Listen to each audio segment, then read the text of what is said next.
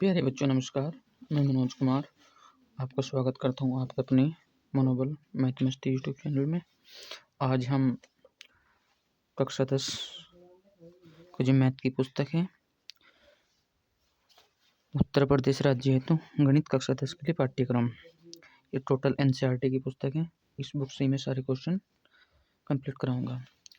हम इस बुक से सबसे पहले प्रश्नावली जो करने जा रहे हैं वास्तविक संख्याएं, चैप्टर नाम है पहला वास्तविक संख्याएं। और इसमें प्रश्नावली है आपकी, प्रश्नावली इसमें आपकी प्रश्नावली एक वह है प्रश्नावली 1.1 निम्नलिखित संख्याओं का एचसीएफ ज्ञात करने के लिए यूक्लिड विभाजन एल्गोरिथम का प्रयोग कीजिए। इसमें आपके 3 सवाल हैं। वे मैंने तीनों सवाल यहाँ पे पहले से ही लिख के रख लिए हैं। देखिए, तो बुक आप देख लीजिए। ये उत्तर प्रदेश राज्य हेतु, ये बिहार, हरियाणा सभी राज्य में एक ही बुक है। एनसीईआरटी की सारी बुक है हमारी। ओके, चलिए। तो इससे पहले वीडियो में मैंने आपको पहली प्रश्नावली में जो भी सूत्र थे उनकी एक वीडियो बनाई थी, और इस वीडियो को देखने से पहले आप वो वीडियो देख लें। देखिए, पहला सवाल, निम्नलिखित संख्याओं का एचसीएफ ज्ञात करने के लिए यूक्लिड विभाजन एल्गोरिथम का प्रयोग कीजिए। पहला सवाल है आपका 135 और 225। 135 और 225। चलिए, तो क्वेश्चन नंबर 135 और 225, इसको सोल्व करेंगे। सबसे पहले 225 बड़ा है 135 से, उसमें जो ये होता है आपका भाज्य, ए बराबर 225, बी बराबर 135। ये होता है हमारा भाज्य, बी होता है हमारा भाजक। चलिए, तो सूत्र लगाइए यूक्लिड विभाजन एल्गोरिथम। तो यूक्लिड विभाजन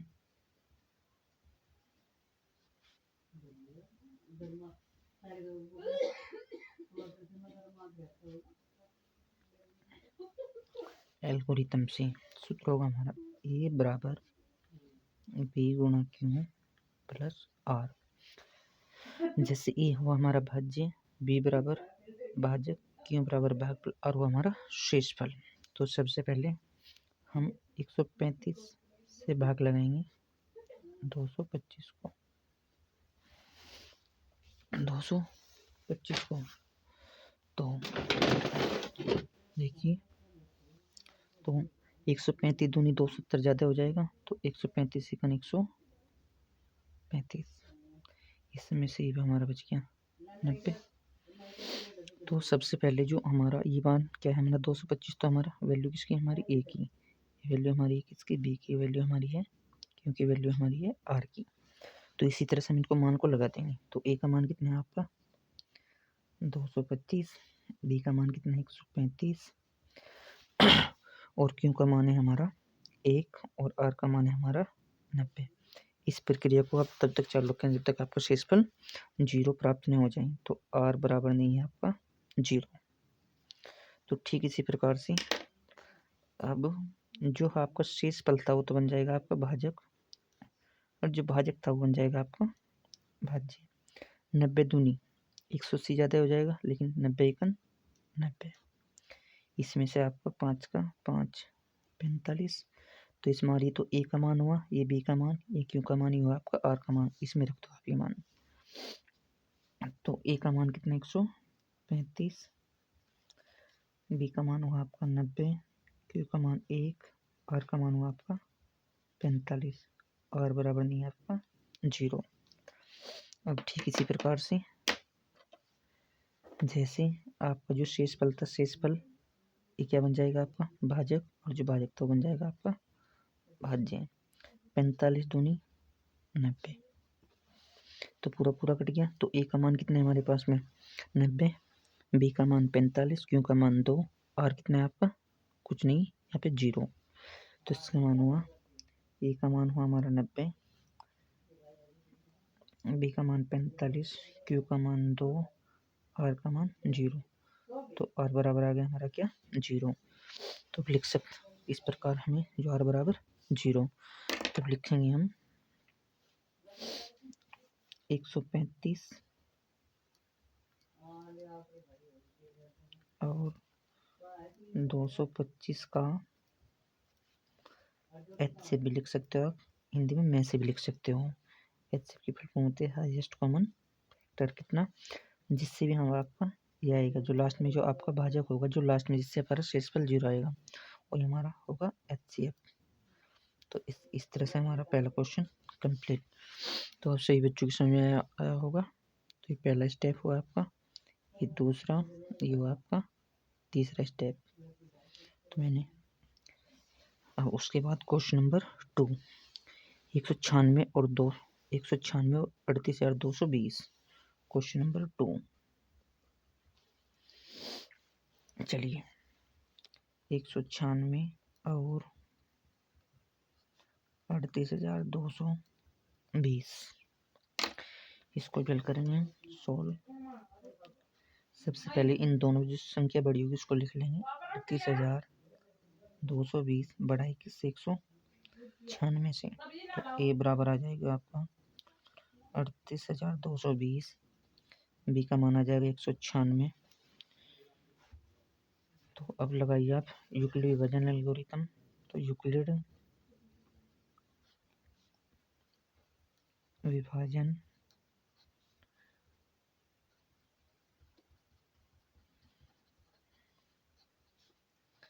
एल्गोरिथम से, यूक्लिड विभाजन एल्गोरिथम से। तो यूक्लिड विभाजन एल्गोरिथम का सूत्र है हमारा E बराबर बी गुना क्यू प्लस आर। ए बराबर बी गुना Q plus are.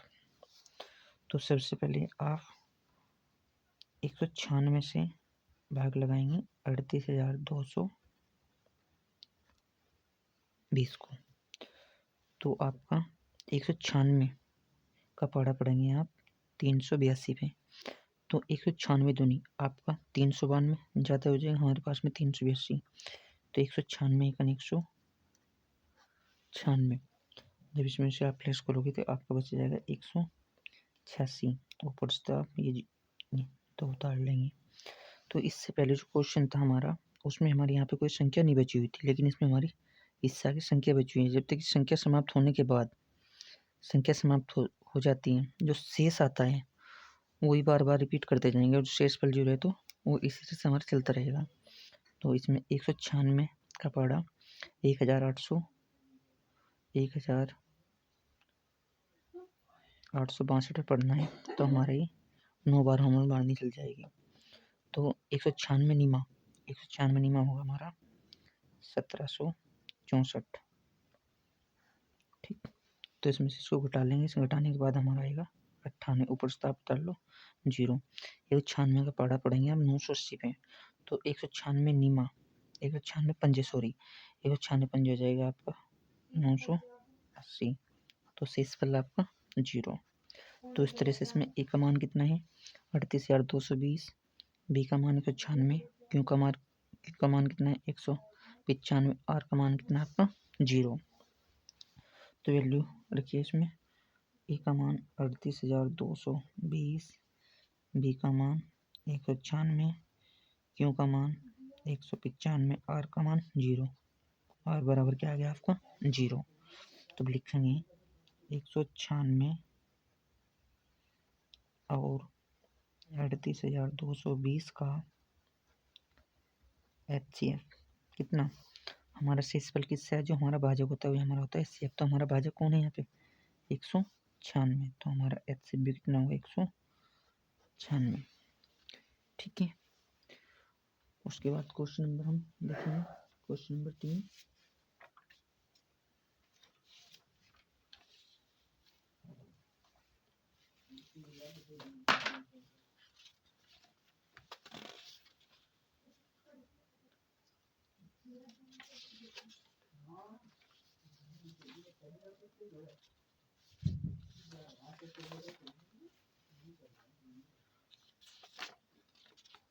Question number 3 को देखिए।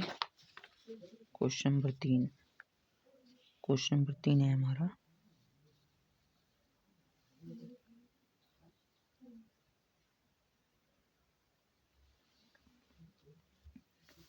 क्वेश्चन नंबर 3 है हमारा 867 और 255 और 255। इसको भी हम सोल्व करेंगे। जो दोनों में से बड़ी संख्या उसको पहले लिख लेंगे। 867 बड़ा है किससे? 255 से। तो जो बड़ी संख्या वो होगी हमारी ए, होता हमारा भाज्य। तो 867 बी बराबर 255। यहाँ से लगाएंगे हम यूक्लिड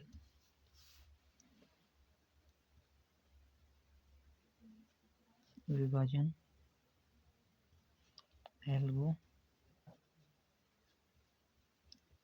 से। आप यहाँ पे प्रमेय का भी लिख सकते हो, यूक्लिड विभाजन प्रमेय का से। तो ए बराबर बी गुणा क्यू प्लस आर। तो हम भाग लगाएंगे 255 से, भाग लगाएंगे किसको? 867 को। चलिए 867 को, 867 तो हमारा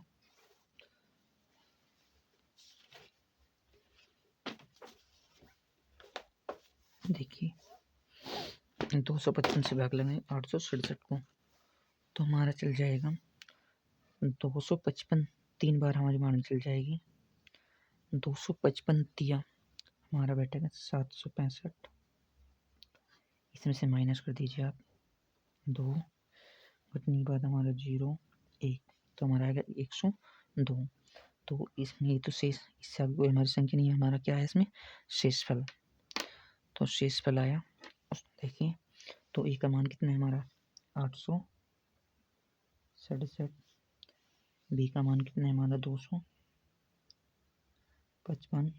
क्यू का मान कितना है हमारा? 3। आर कितना है हमारा? 102। आर बराबर नहीं है भी आपका 0। जो शेषफल था वो क्या बन जाएगा? आपका भाजक। और जो भाजक था वो क्या बन जाएगा? आपका भाज्य 255। 102 दूनी हो जाएगा आपका 204। इसमें स्लैश कर लीजिए आप, तो इसमें से आ जाएगा हमारा कटने के बाद आ जाएगा 51। तो वैल्यू रखो उसमें। तो ए का मान कितना है आपका? 255। बी का मान 102। क्यू का मान कितना है? 2। आर का मान हमारा 51। तो आर बराबर नहीं है हमारा भी 0। तो 102 51 दूनी 102, शेषफल 0। चलिए तो ए का मान कितना है हमारा? यहाँ पे 102। बी का मान कितना है हमारा? 51। क्यू का मान कितना है हमारा? 2। आर कितना है हमारा? 0। तो आर बराबर 0। तो इस प्रकार हम लिखेंगे 867 और 255 का HCF कितना? HCF होगा हमारा जिससे जो लास्ट में जिससे हमारा जो भाज्य कितना हमारा 51 आंसर। उसके बाद क्वेश्चन नंबर 2 की क्वेश्चन नंबर हमारा 1 कंप्लीट हो गया। इसमें हमारे 3 पार्ट थे। क्वेश्चन नंबर 2 देखिए। क्वेश्चन नंबर 2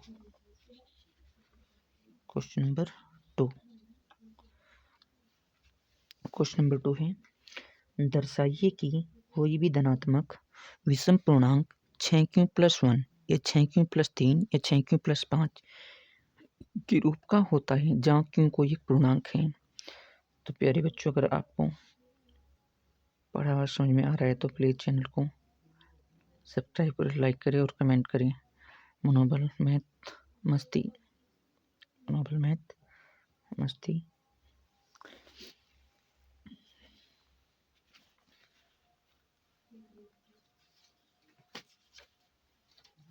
देखिए, सबसे पहले मैं आपको बता देता हूँ इस पेज पे। जैसे हमारा 6Q+1, दूसरा हमारा है 6Q+3, उसके बाद हमारा 6Q+5, 6Q+5। अगर हम इससे तुलना करेंगे, हमारा सूत्र है ए, इसको मान किसके बराबर कर दिया मैंने, ए बराबर होता है BQ+R। ए बराबर हुआ हमारा, इसमें भी ये मैंने ए के बराबर कर दिया, तो ए बराबर BQ+R। इसको मैंने ए के बराबर कर दिया, तो ए बराबर BQ+R। अगर आप तुलना करोगे तो एक इसमें से तीनों वैल्यू में बी का मान देख लीजिए। बी का मान कितना है, 6, बी का मान 6, बी का मान 6, क्यू का मान क्यों है, क्यू का मान क्यों, पहले उसमें आर का मान कितना है आपका 1, दूसरे में आर का मान कितना 3, और तीसरी वाली वैल्यू में आर का मान कितना है 5। तो बी हमारा होता है भाजक, बी होता है हमारा क्या, भाजक। इससे यहाँ साफ हुआ कि बी के बराबर कितना है आपका 6, बी होता है आपका भाजक। तो हम किसी भी संख्याओं को बी से अगर हम किसी भी संख्या को भाग लगाते हैं तो हमारा शेषफल देखिए कितना बचने, किस तरह बचेगा। मान लो मैंने बी को भाग लगाया, बी से भाग लगाया मैंने 6 को, 6 एकम 6, तो शेषफल बचा मेरा यहाँ पे 0। पहली कंडीशन ये हुई हमारी। दूसरा 6 को भाग लगाता हूँ मैं 7 से, 6 एकम 6, तो शेषफल कितना बचा मेरा 1, तो मैं यहाँ पे लिख रहा 1। उसके बाद मैं 6 को भाग लगाता हूँ, 6 से भाग लगाता हूँ 8 को, 6 एकम 6, तो शेष कितना बचा मेरा पे 2। इस तरह मैं 6 से भाग लगाता हूँ 9 को, 6 एकम 6, शेष बचा मेरा 3, तो शेष कितना बचा मेरा 3। 6 से भाग लगाता हूँ मैं 10 को, तो 6 एकम 6, तो शेष कितना बचा है मेरा 4। उसके बाद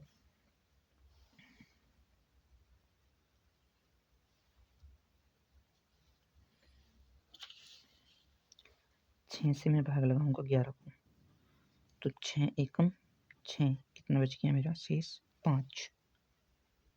ठीक, अगर मैं 6 से भाग लगाता हूँ 12 को, 6 1 6 दूनी 12, शेष 0, जो मेरा पहले से ही आर का मान पहले से रखा हुआ है। आप इस तरह से रिपीट करोगे तो बार बार यही संख्या आपको रिपीट में यही संख्या मिलेगी, 0 1 2 3 4 5। तो इससे क्लियर हो गया होगा आपका। मान लो आपकी इस संख्या को यहाँ पे 6 है, अगर यहाँ पे 5 होता बी का मान, तो शेषफल हमारा कितना बचता, 0 1 2 3 और आपका 4। जो बी का मान हुआ आपका हमारा 5 है, तो इससे कम ही कम बचेगा, यानी उससे एक कम 4 तक। मान लो बी का मान हमारा 9 है, बी का मान कितना है हमारा 9, तो शेषफल आपका 0 से 8 तक। मान लो बी का मान आपका हुआ 20, तो शेषफल आपका बचेगा 0 से लेके 19 तक। तो बस आपको इसमें बी का मान और शेषफल निकाल लेना था, वो आप सभी को अच्छी तरह समझ में आ गया होगा। देखिए, तो इसमें अगर मैं तुलना करूँ तो बी का मान 6Q+1, 6Q+3, 6Q+5, 6Q+5। तो मैं चलूँगा इसमें युक्ल विभाजन प्रमेय से। देखिए, तो यहाँ से पहला फॉर्मूला मैं लागू करूँगा उसमें।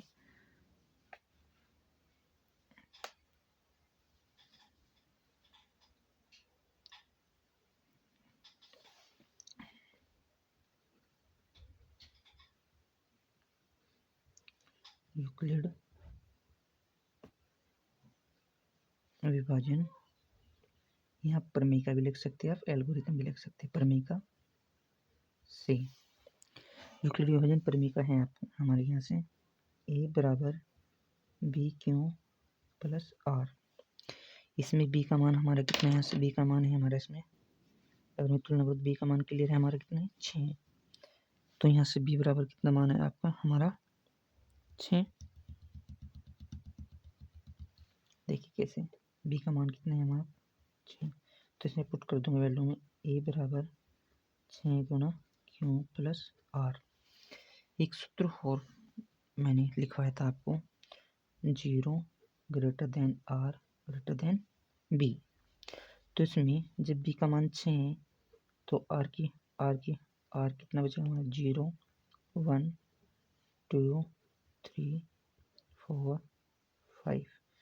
ये सेस्पल की कंडीशन होगी जो सेस्पल हमारे इसमें बचेगा।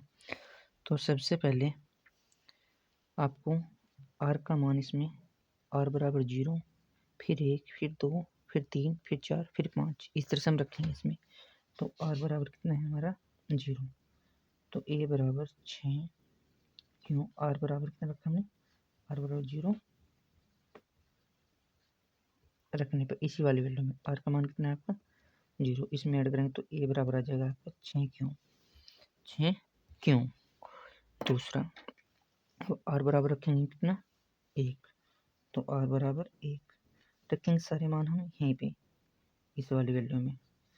तो ए तो ऐसे ही 6 क्यों आर की जगह कितना आ जाएगा आपका यहाँ से आर की जगह आ जाएगा आपका 1। तो आपका ए बराबर 6 क्यों प्लस 1 6 क्यों प्लस 1 एक बार हमारा ए बराबर 6 क्यों।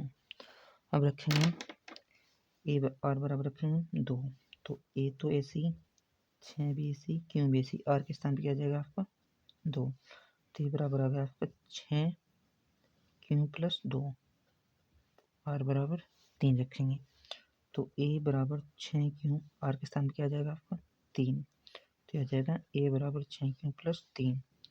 अब रखेंगे हम इसी प्रकार से आर बराबर रखेंगे हम यहाँ पे 4 आर बराबर 4 तो ए बराबर 6 क्यों आर के स्थान पर आ जाएगा आपका 4 तो ए बराबर 6 क्यों प्लस 4। अब आर बराबर रखेंगे 5 तो ए बराबर 6 क्यों प्लस 5। ठीक। तो क्वेश्चन में क्या कहा था उसने क्या था कि दर्शाइए कि कोई भी धनात्मक विषम पूर्णांक 6 क्यों प्लस 1 या 6 क्यों प्लस 3 या 6 क्यों प्लस 5 के रूप का होता है जहाँ क्यों कोई पूर्णांक है जहाँ क्यों कोई एक पूर्णांक है। तो उसने कहते हैं विषम पूर्णांक विषम होता है हमारे विषम जैसे विषम 1 3 5 7 और सम होते हैं हमारा 2 4 6 8 10 इसी तरह से। अगर मैं एक सम और एक विषम की गुना करूं तो मान देखो क्या बनेगा। मैं सम और विषम की मैं मान लो एक सम और एक विषम इन दोनों की गुना करता हूं। एक आपका विषम है 2 हमारा सम है 2 एकम 2 तो क्या बना हमारा सम। अगर मैं सम और विषम की गुना करता हूँ क्या बनता है मेरा सम। देखिए सम अगर मैं सम में 1 जोड़ता हूँ तो क्या बन जाएगा तुरंत ही विषम। ठीक। तो 6 क्यों मैंने 6 तो हमारा है क्या सम क्यों कोई ये क्या पूर्णांक क्यों मैंने मान लिया विषम है तो 6 क्यों प्लस 1 क्या बन गया आपका सम। तो इस तरह से संख्या ये पहले तो हो जाएगी आपकी सम ये हो जाएगी आपकी विषम ये हो जाएगी 6 क्यों प्लस सम है तो इसमें 2 जोड़ती क्या बन गई ये आपका सम। 6 क्यों क्या है हमारा सम तो इसमें 3 जोड़ती क्या बन जाएगा हमारे भी विषम। 6 क्यों प्लस 4 तो क्या बन गया हमारा सम। 6 क्यों प्लस 5 तो क्या बन जाएगा हमारा ये विषम। तो प्रश्न में क्या कहा था दर्शाइए कि कोई भी धनात्मक विषम पूर्णांक 6 क्यों प्लस 1 या 6 क्यों प्लस 3 या 6 क्यों प्लस 5 के रूप का होता है। देखिए 6 क्यों प्लस आपका विषम 6 क्यों प्लस 3 विषम 6 क्यों प्लस 5 विषम। तो इस प्रकार हम कह सकते हैं यहाँ से प्रश्न में से उठा लेंगे ये वाली लाइन यहाँ से यहाँ तक ये वाली ये कि लिखेंगे कोई भी धनात्मक विषम पूर्णांक 6 क्यों प्लस 1 या 6 क्यों प्लस 3 या 6 क्यों प्लस 5 के रूप का होता है हो सकता है ये हमारा आंसर होगा। तो प्यारे बच्चों उम्मीद करता हूँ कि वीडियो आपको अच्छी लगी होगी। अगर आपको वीडियो अच्छी लगी तो मेरे चैनल को सब्सक्राइब करें लाइक करें कमेंट करें और शेयर करें। मिलते हैं एक नेक्स्ट वीडियो में।